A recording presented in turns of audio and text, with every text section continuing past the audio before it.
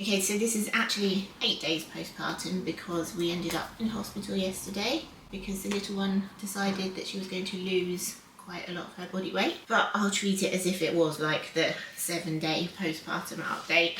I only have to check my notes as well because baby brain you're pregnant is one thing, baby brain once you've given birth is ridiculous. So C-section, it's not quite the lovely experience that a lot of people have said to me it is. It was a lot better than my last labour. I wouldn't say it was lovely. I have done like another rambling video that was kind of the lead up to the section and then how it went and stuff, so I'll link that down below. The first couple of hours after the section, obviously you're just in bed.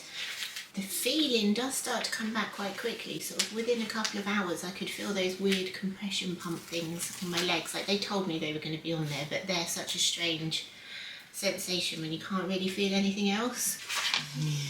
As the feeling comes back, you start itching everywhere. That's the first thing you feel before anything else. And it wasn't just me, because I could hear the lady that was opposite me talking about it quite often, and she was like, the itching is really, really bad.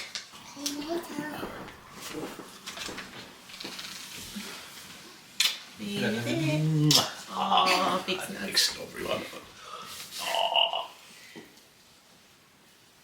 Oh, thanks, baby.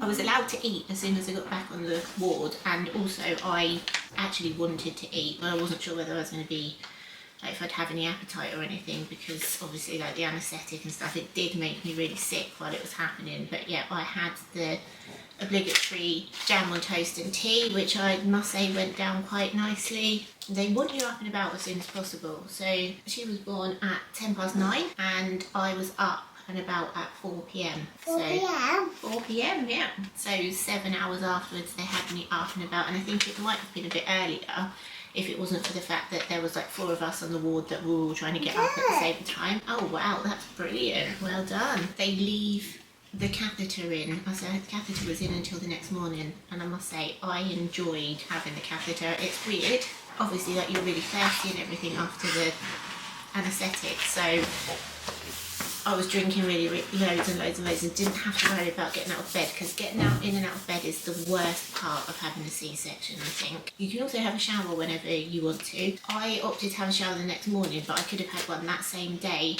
I didn't have the energy to go and do that. I just had like a little freshen up, but the dressing that they put on, it's like a silicone thing that stays on for 5 days, and you can shower with it. I don't think you're allowed to have a bath, but you can shower, which is nice, because obviously next morning breakfast is at 7 o'clock, and as soon as that was done I was in the shower so that I could get dressed or some fresh pyjamas on and just feel better, which I think makes a huge difference. You okay there? Yeah. The baby had to pass 2 blood sugar level tests before we could go, because I had gestational diabetes, which is why we ended up having to stay in for 24 hours.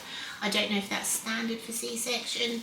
The lady that was opposite me also had gestational diabetes, and the one that was like diagonal to me, she didn't have GD, and I think she was out in less than 24 hours. I'm not really sure, it's sort of difficult. Everything just blurs into one. So I was sent away with absolutely no information on how to care for the C-section incision. So I was told that the dressing would come off after 5 days, and obviously you don't really need to do anything with that, but they don't give you any information on, like, they tell you how to get out of bed, which is sort of like roll onto your side and swing your legs round, which is one thing, but they don't tell you anything else. It's just literally like you've been cut open and they've sent you home. And in the hospital they give you paracetamol, diclofenac, and then you can ask for other things. So I had Oromorph twice, because obviously once the pain starts, once the painkillers from the spinal start wearing off, pain is quite intense. That was all you got. Like, you had to ask for Oromorph. But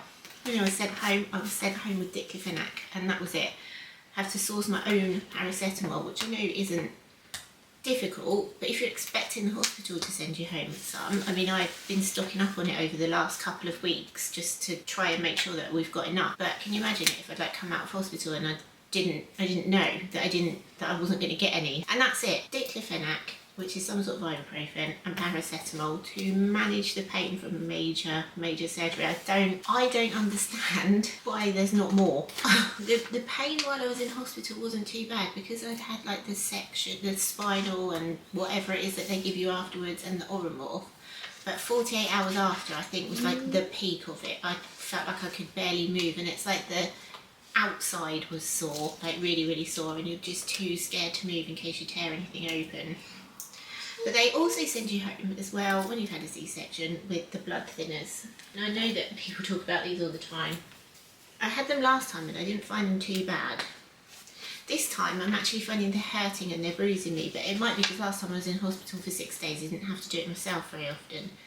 So this is them, and the needle on these, I don't know how well you can see it, but the needle is like over 1 centimetre long, and it's not a tiny needle.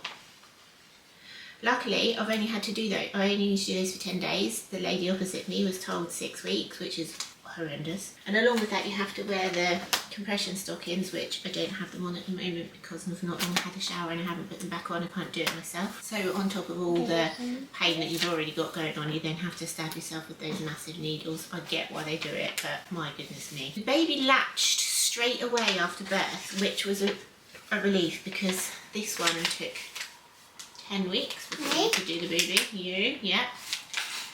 And then she spent the first night cluster feeding. So although I was absolutely shattered, it was good to see that she was feeding. And that's another thing as well, like, you just had major surgery. Oh, look at Zuma, well done. You just had major surgery and you get like 2 hours sleep. And the postnatal ward is like the 9th circle of hell. Yeah. I wasn't on the ward last time, I was in a private room. The noise, like one baby starts crying and it sets all of them off like a round robin of screeching babies. And you've got nurses and support staff in and out doing obs and everything, and I reckon if I managed to get like 3 hours sleep that night, that was being generous. So then the next day she was quite sleepy, like, barely woke up at all. All the nurse and staff, the midwives and everything said it was completely normal because she was a C-section baby, it had the spinal, it does make them quite sleepy, no one was concerned about that. And as she was like full of mucus from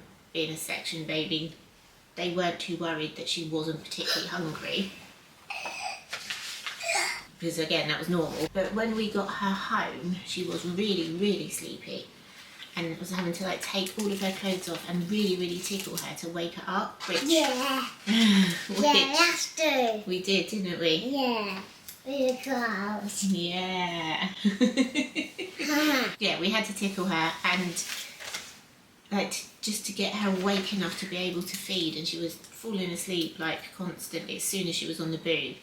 But again, on the 3-day check, they told us this was normal, so it was like, okay, she's obviously getting the food that she needs into her. Day 3, I wasn't ready to like go out for a walk. I was still in quite a bit of pain, but I was. Are you okay? I'm okay, yeah, because you've been looking after me, haven't you? Yeah. Nothing, hitting or kicking. No. Or throwing myself on the floor. No throwing yourself on the floor. I was okay to like move around the house and stuff, so I have been able to, get washing on and, nothing too exciting, but I have felt okay to do just basic tasks, and obviously moving around is really important. Oh, is she waking up?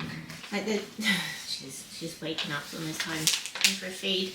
The pain was like just about manageable to potter about the house, but getting in and out of bed and reaching over into the next to me to put this one in and out was absolutely awful. Even now, turning over is really uncomfortable. I have like no abdominal muscles whatsoever. It's ridiculous. On day 4, she was still really, really sleepy, so I started hand expressing some boob milk to try and get a bit more syringed into her. We were told later on that syringes aren't recommended when your colostrum's gone and your actual milk's come in, but that was like literally the only way we were getting any food into her. And then when she was weighed on day 5, she'd lost 10%, but again, no one was too worried about that because that was within like the normal range. So they just said, carry on doing what you're doing. My incision had started to feel like really itchy, and I thought, oh, it's, that's just it, healing. It was like really itchy doing me in, and you can't see anything because you've got this big silicone thing on you. I've no idea if that's what it's actually made out of. Oh, hello. This is Cecily. She's not awake yet. Hello. She will be soon though. So day 5 is like the day when they take the dressing off, and you're told not to shave before the surgery because of like risk of infection and everything. So I didn't do that, but the dressing actually gets stuck onto any hair that you may have there, which the thought of that being pulled off is horrendous. So I actually spent ages in the shower just like gently peeling it away from there so that it can be taken off really, really easily. Oh yeah. Turns out that the itching was because I had a massive allergic reaction to the adhesive on the dressing, and the whole area, which is about the size of a letterbox, is blistered and sore and cracked and bleeding. I've got no idea like how the incision is because I can't feel the incision round the burning that's happening on this this allergic reaction. According to the maternity support worker who took the dressing off, it's all healing fine, so I'm not too worried about that. But what you don't realise is that when you have a section, it's right at the bottom of your bump, and then once the baby's out, your belly just kind of hangs over it a little bit, so it's constantly like trying to make sure that it's getting aired and everything, so it does heal. Oh, another zoomer. This one was weighed again and she'd lost 13% of her body weight, which that then becomes a bit of a concern because obviously she was boobing quite a lot. At this point she was a lot more alert. She was having wet and dirty nappies and wasn't having to tickle her because she was getting more from the top ups. We spoke to the paediatrician and he was like based on her observations and everything and how she is, we're not massively worried, but if she loses any more, then you're going to have to bring her in. And they suggested a feeding plan, which is like 60 ml every 3 hours, 60 ml of express breast milk. But that's on top of whatever she's had. But because obviously her stomach hadn't stretched much, we couldn't get more than 15 ml into her without her then throwing it all back up, which just seemed counterproductive. Day 6, much easier to move about, could get more done, but again, getting in and out of bed, turning over in bed, getting her out of her cot, yeah. That was really boring. It was difficult. The allergic reaction, I think if I hadn't had that allergic reaction, I'd probably feel like quite okay, but it is literally burning. I feel like I'm on fire. And I've only got one more, at this point, I've only got one more diclofenac left, so I don't know whether you can ask for more or not, but that's it, it's all gone after that. We had her weighed again and she'd lost a little bit more weight. This was done like late in the evening, so we decided that we were going to take her in to be checked the next day because obviously she was feeding, it looked like she was feeding. Her latch wasn't brilliant, but she was definitely getting milk into her, but I think she's okay. she's okay.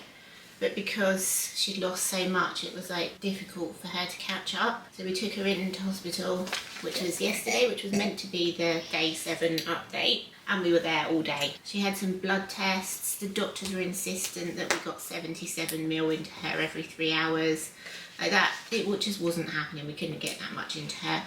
Luckily, I had the support of the infant feeding team. The lady that came down to see me was brilliant and suggested some changes for her latch and said, you know, you can only get into her what you can get into her. So we did that. But she also said, I think she's got a tongue tie, which is what, you know, we'd started to consider that was the issue. Her latch is not great, it's not very strong. So we've got an appointment booked in for next Tuesday to have that looked at and revised if necessary. I'll be here on Tuesday. You will be here on Tuesday. But we were finally allowed to go home at like 6:30 because they were talking about keeping us in. I'm not sure what they wanted to keep us in for. They wanted to see another feed. But then they spoke to like a senior paediatrician who was like, as long as she's getting half of the 77 ml plus doing the boob, then he's happy for her to go home. So then we've taken her in to be weighed again today, and she's actually put on 55 grams, which is really good. I don't know what that takes it to in percentage, but we've turned the corner, and I mean you can see that she's not tiny, she's not skinny. So she's definitely getting something. Look, she's waking up a bit. She is, yeah, she's waking up a bit. My skin is still really, really blistered. It's still really sore. And it's just so difficult to tell what's going on with the incision because of how sore everything is round it. But my insides feel bruised. I think the outside is healing quite nicely. The inside now needs to heal. And I am absolutely knackered. Like the last few days have been stressful. I was hoping it would be just nice and simple. It hasn't been. But hopefully we've turned a corner with this one's feeding. The allergic reaction can start healing. There we go, that's 1 week. Like everything that's going on recently, it's just been really chaotic, but I think we're going to get there. Oh, there we go guys. Thanks for watching. Bye. Hey?